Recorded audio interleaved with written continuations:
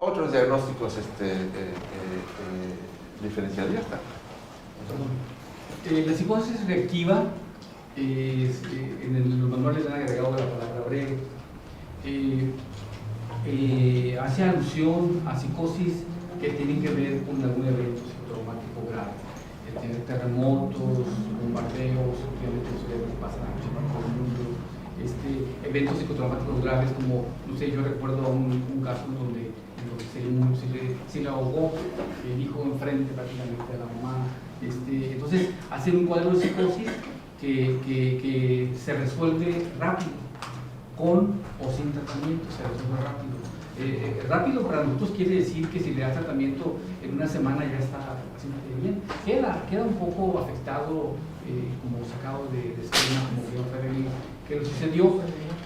Los casos más comunes en esta parte de la frontera tienen que ver con la deportación, sobre todo con la deportación, no del que estaba viviendo en Estados Unidos y se viene para acá, sino con el que viene llevando una situación muy difícil en todo su camino desde el sur de México o de otro país en donde deja a la familia con gastos porque se viene por acá, todo lo que significa el trayecto de venirse, no sé, de Jalisco, de Panamá, de no sé de dónde, todo lo que significa pasar la frontera, llegar a un lugar en donde se encuentra con gente hostil, gente hablando en otro idioma, lo toman los servicios de migración, lo meten a una cárcel, entonces hacen una psicosis reactiva, los mandan para acá a la ciudad y están aquí en una psicosis que con frecuencia van a dar a un hospital psiquiátrico cuando hay esta posibilidad y tú te encuentras a alguien que tiene una psicosis que parece esquizofrénica, pero uno de los elementos que en su momento me tocó a mí revisar cuando trabajaba en un hospital psiquiátrico municipal hace un montón de años es que les veía las manos. O sea, los pacientes con enfermedad mental tienen las manos como yo, así hasta almohadillas que no son como de mujer, ¿no? Porque no se usan tanto de fuerza. Ellos tienen las manos poderosas.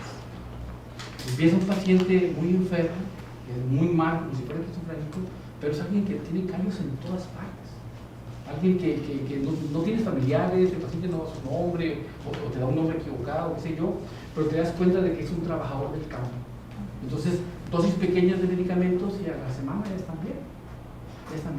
Y es una psicosis reactiva ante una situación estresante en un lugar inhóspito para ellos, ¿verdad? Como el síndrome del carcelazo, ¿verdad? Sí. ¿Cómo se llama este síndrome? ¿Cáncer? ¿Cómo es? ¿Cáncer? Cáncer. El síndrome de Cáncer, ¿verdad? Que es esa psicosis reactiva a de repente estar en una situación tan hostil como una cárcel mexicana, se pueden imaginar, puede haber un desajuste en el yo de la persona, ¿verdad? Y presentar de plano, despersonalizarse, ¿verdad? Que es otro de los diagnósticos diferenciales, la despersonalización. Sí, diga, por favor. Es que me acordé de un caso, porque hace un par de años trabajo en un centro de reinserción. ¿En un centro de reinserción? Reinserción. Y llegó no hace un par de años una mujer que pues le sacó el bebé a otra jovencita. Y más o menos fue, ahorita que leo psicosis reactiva, se me vino mucho a la mente eso porque en su historia clínica ella estaba embarazada y ella pierde a su bebé. Sin embargo, era un bebé que esperaba mucho a la familia, pero no le contó al esposo. Tuvo un accidente automovilístico, no le cuenta al esposo, conoce a esta jovencita de 23 años, no sé de qué manera le enredó, pero pues fue le saqué el bebé y... Ajá, pues un modelo de psicótico. ¿Y tuvo un cuadro psicótico? Pues esa fue mi impresión. Estaba despersonalizado. La cuestión del estrés la psicotizó. Sin embargo, pues no mostró ni unos síntomas, o sea, ni ideas delirantes, ni otro tipo de comportamiento pues anómalo, no hubo reportes de incidencias sobre, pues, como alteración del orden, algo que saliera de la norma. Y fue más que nada lo que me llamó mucho la atención, de que su comportamiento pues fue normal, inclusive en el desempeño. No hubo un episodio psicótico. No, o sea, nada más pues el motivo de su detención. Pero ya adentro, o sea, pues un patrón de comportamiento muy normal, en las pruebas salió muy normal, o sea, pues 6 normal, término medio, pero sin embargo sí traía unas ideas de referencia ahí como que pues la habían chantajeado, ¿no? Entre comillas, ¿no? Pero sí me llamó mucho la atención eso. Pero no pareciera ahí haber una psicosis, o sea, no decía es mío y no, sí, porque llegó alguien y dijo que era su bebé. Sí, pero eso ya mintiendo de una manera. Sí, entonces ahí sí. Digo, eso ya fue como la parte de... Yo creo que habría que ver lo que le pasó a la chica que quedó el bebé. Ella se podría haber hecho una psicosis reactiva. Oh, sí. A ella, a la otra chica. Sí, porque ella comentó que no quería su bebé y que quería abortar. Bueno, Bueno, a saber ¿no? si era un deseo de de aborto, ella, ¿no? pero yo pensé más bien en el post, ¿verdad? Si les sacaron, así literalmente, pues bueno, eso ya es una situación tan estresante que puede tener un episodio así. Y no olvidemos el gran episodio, lo asocio con este caso, el gran episodio de las depresiones postparto, que frecuentemente tienen síntomas psicóticos, ¿verdad? Ese puede ser un modelo de depresión con síntomas psicóticos, ¿verdad? El modelo postparto, en donde para colmo hay un giro hormonal tan brutal que no da tiempo de que el cerebro se adapte, y ahí vienen estos cuadros tan singulares, tan exóticos. Tenemos el capítulo. ¿Iban a decir algo? Sí, por favor. Por lo mismo que está diciendo, pues trabajo con población deportada y he tenido muchos casos y me preguntas en psicosis reactiva y siempre me cuesta trabajo diferenciar justo por eventos fuertes de violencia que vivieron en la cárcel, por ejemplo, entonces que traen esta historia de violencia muy cruda y historias muy crudas, pero que a cada lugar y cada historia que me está contando vivió como violencia muy extrema.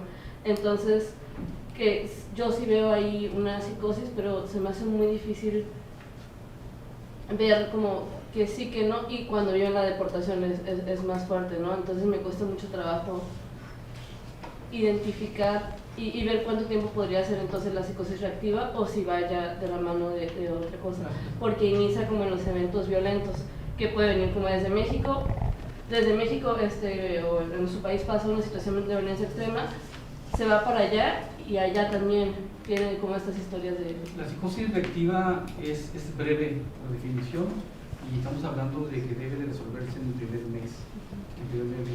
De ahí en adelante ya puede ser simplemente que el evento psicotraumático hizo que se manifestara el gen de la esquizofrenia o de la bipolaridad o de cualquier otro trastorno. Si eso ya se prolongó mucho tiempo, entonces esto ya no es reactivo, ya no obedece a aquello, ya fue nada más el disparador del evento. Y además está el capítulo que se mencionó de la vulnerabilidad genética. No todo el que atraviesa una situación estresante tiene un brote de tipo psicótico, pero aquellos que tengan una vulnerabilidad, puede ser que el activador, ¿verdad?, que aparece como reactivo, y resulte que se le activaron genes, que puede ser pasajero, si fue reactivo, pero el que tiene una psicosis reactiva, hay una vulnerabilidad, es un antecedente importante. Por ejemplo, si estamos frente a un paciente que está teniendo un cuadro depresivo profundo y tuvo una psicosis reactiva, a ver, esto parece que es algo más que una simple estrés postraumático, ¿verdad?, psicotizado. Es algo más complejo que eso. Bueno, están la intoxicación por sustancias, hay sustancias que pueden imitar un cuadro psicótico. De hecho, así es como se empezó a descubrir el efecto antipsicótico de los medicamentos, porque una psicosis por alucinógenos simula, por decir así, una psicosis normal que tiene que ver con un incremento de dopamina, qué sé yo. Entonces, y que bueno, la forma de descartarlo es por la información de la familia, por algún estudio de drogas, qué sé yo, y por la historia, en el sentido de que no es que le pase de manera espontánea, sino que en este momento, lo estamos viendo, está intoxicado por sustancias, ¿verdad? En este caso, metanfetaminas, cocaína, lo que usted quiera. Y es el modelo de la psicosis artificial, ¿verdad? Yo que me formé en los 70s, que ya llovió, sin duda, me tocó todavía ver ampolletas de mezcalina, que se usaban para desarrollar situaciones de tipo psicótico y probar otros fármacos. Era la medicina de esa época, pero es que realmente es un modelo tan difícil de distinguir a veces de la esquizofrenia, ¿verdad? Alguien que está intoxicado por ejemplo, un alucinógeno, distinto a cuando es una psicosis inducida, ¿verdad? O producida por haber consumido algo, ¿verdad? Decía del modelo de la celotipia, ¿verdad? Es un perfecto modelo para ver cómo el abuso de cristal años atrás puede ser que ahora nos dé una psicosis inducida por el consumo del cristal, aunque ha sido hace años atrás. Hay un error que con frecuencia yo escucho que se comete al decir que la metanfetamina va a ser una abstinencia en forma de psicosis. Con frecuencia en los centros de rehabilitación el paciente lo interna, detectan la psicosis y bueno, esta gente dice es que está en la manilla, está en la abstinencia de la metanfetamina. La metanfetamina no provoca psicosis por abstinencia.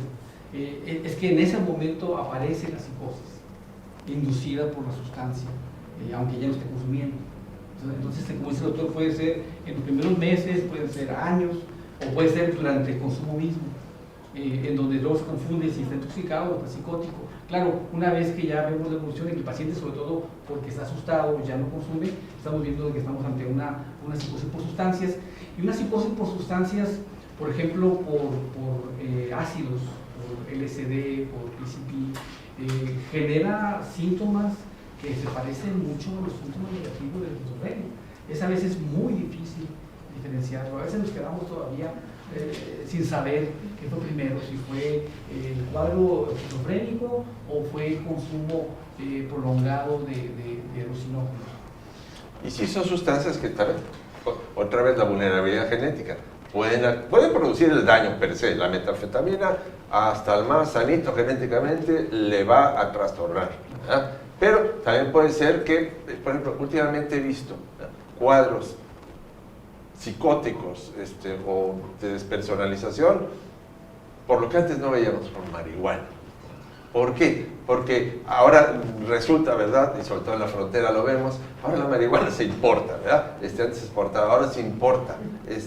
Pero viene, ya es la marihuana americana, la legal, la recreativa, pero es muy concentrada.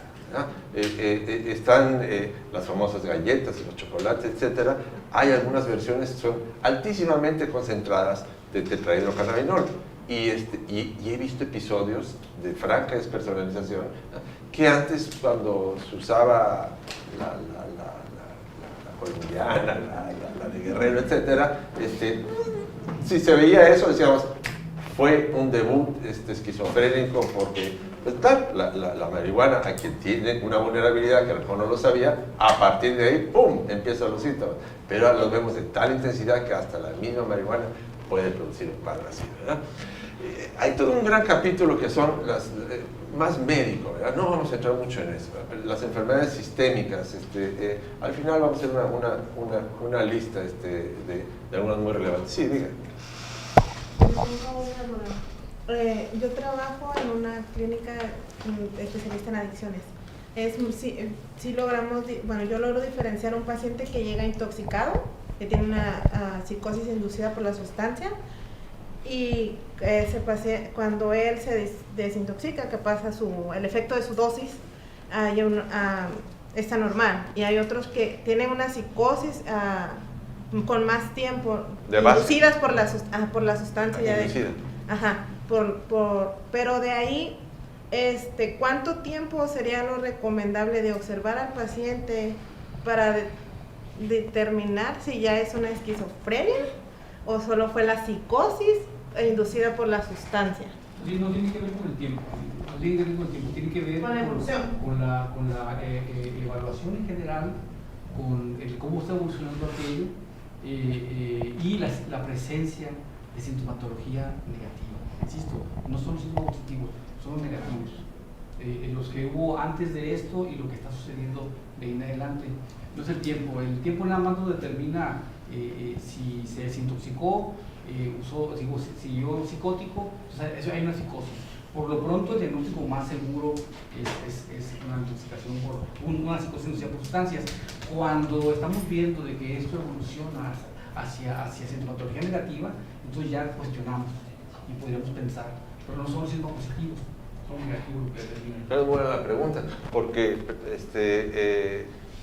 efectivamente uno identifica fácilmente cuando son los efectos de la sustancia, pero hasta cierto punto, porque si no tenemos una clara evidencia de que consumió tal o cual cosa y lo estamos recibiendo, estamos hablando de un primer contacto, a veces es muy difícil, a veces la agitación, hay pistas, usted porque tiene experiencia se las huele, ya sabe, dice, es cristal, inclusive hasta me puede decir la sustancia, ¿verdad? Lo ve y dice, es heroína, ¿verdad?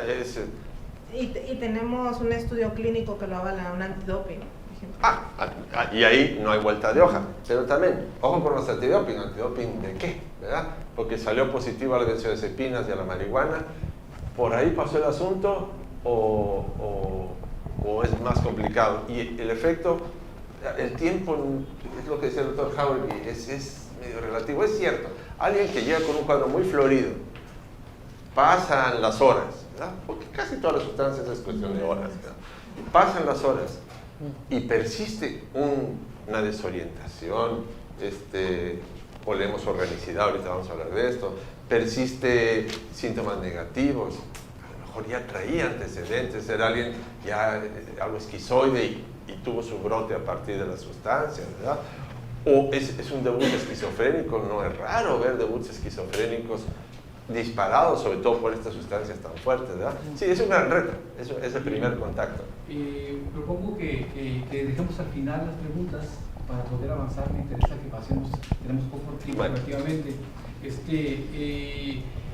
Otro tipo de pacientes que nos llegan con frecuencia son pacientes que están haciendo tratamientos para alguna enfermedad sistémica también, a veces reumatismo, a veces un cáncer, a veces, y que los medicamentos que le están dando al paciente pueden provocar psicosis, sobre todo cuando son síntomas psicóticos hormonales, que tienen alucinaciones, delirios, qué sé yo.